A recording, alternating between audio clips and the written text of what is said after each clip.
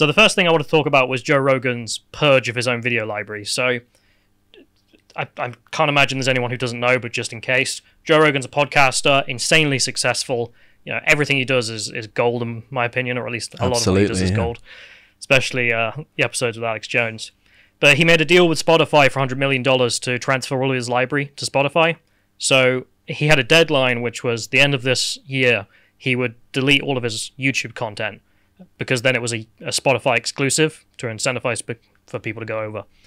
And if you can load up the Social Blade statistics, you can see there minus 1.8 billion views for the last 30 days. That's absolutely insane. Absolutely crazy.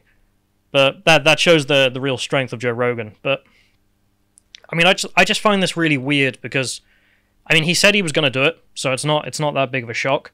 But I don't know why he went through with this. I mean, if this was on a licensing agreement for our podcast, no, bad idea. He's basically just butchering his legacy, I think. Yeah. Everyone watched his videos on YouTube, myself included, and it seems very strange to have to go over to Spotify.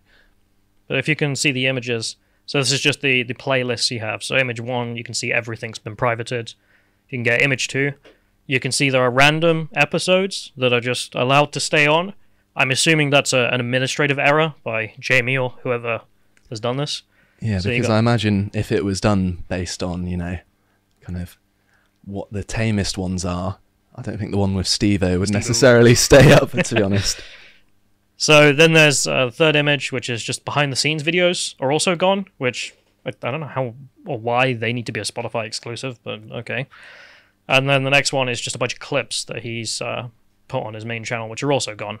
The clips channel is still up, but this was just a bunch of clips he had on the main one that are now all gone.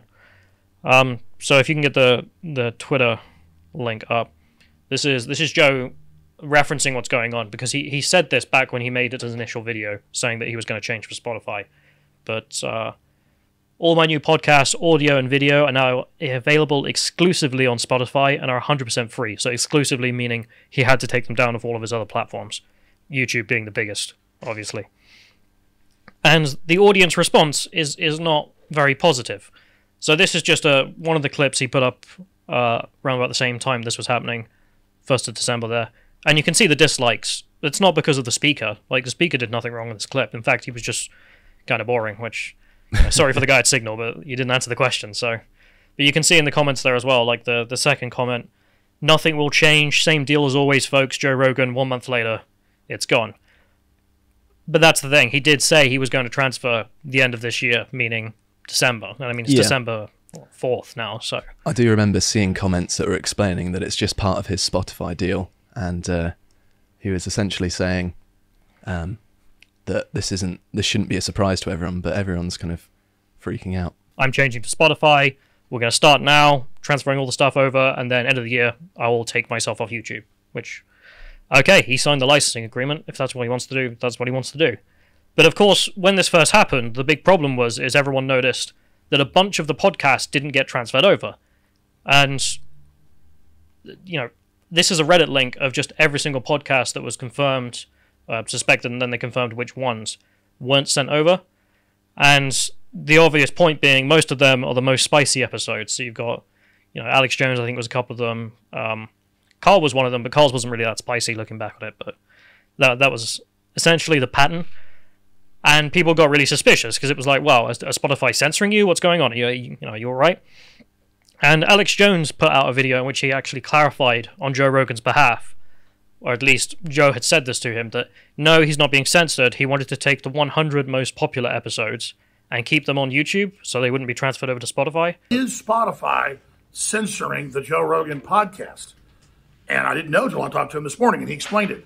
They've got 1,500 plus files and then some migrating over, and they've had a few problems here and there with corrupted files, with the naming of them. And Spotify wants to have a first rollout and then a second rollout. And here's the key. Joe Rogan's favorite 100 episodes of the last 10 years or so will be left on YouTube starting December 31st when he goes exclusively to Spotify.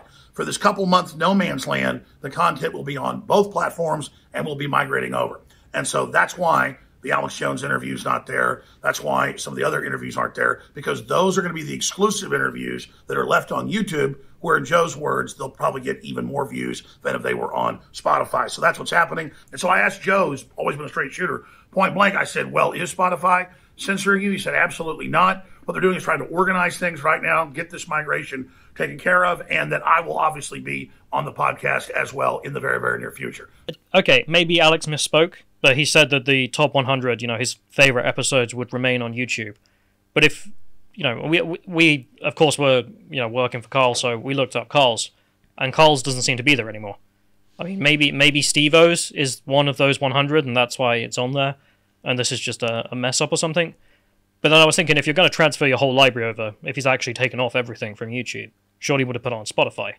Yeah, it seems a bit strange that he hasn't already put it on Spotify, because I got the impression that he would be there'd be a time where things were on both Spotify and YouTube, and then once the kind of whole catalogue had been put on Spotify, he would then begin to take off the videos from YouTube. But yeah, these top 100 episodes sort of complicating things. You get the fifth image up.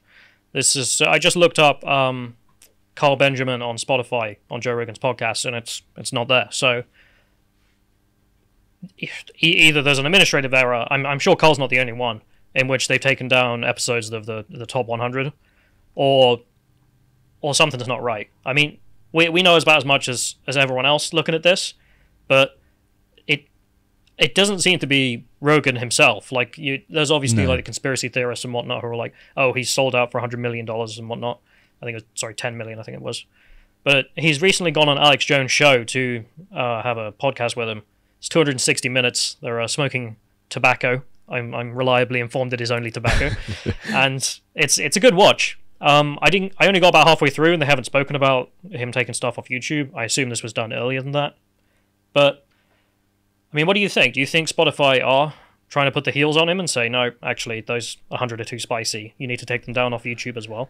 I would think so, because weren't some Spotify staff protesting some of his podcasts and saying that he was promoting extremist ideas or something, especially in relation to Alex Jones, supposedly. They weren't particularly happy.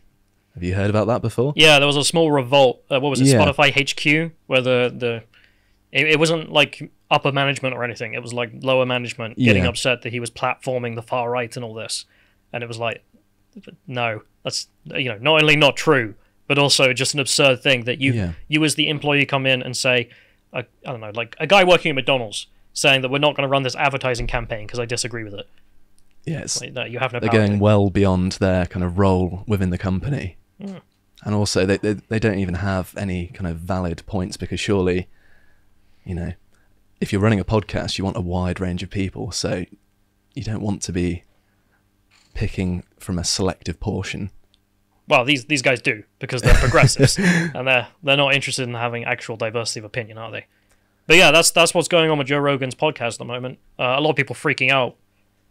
I mean, rightfully, in my opinion, because I watch his podcasts. I think they're great, and I'm really quite disappointed that he's gone Spotify exclusive. Part of me didn't want to believe it was actually going to happen. Yeah, me too. I mean, I've watched so many of his podcasts on YouTube. It's like an end of an era almost. Yeah.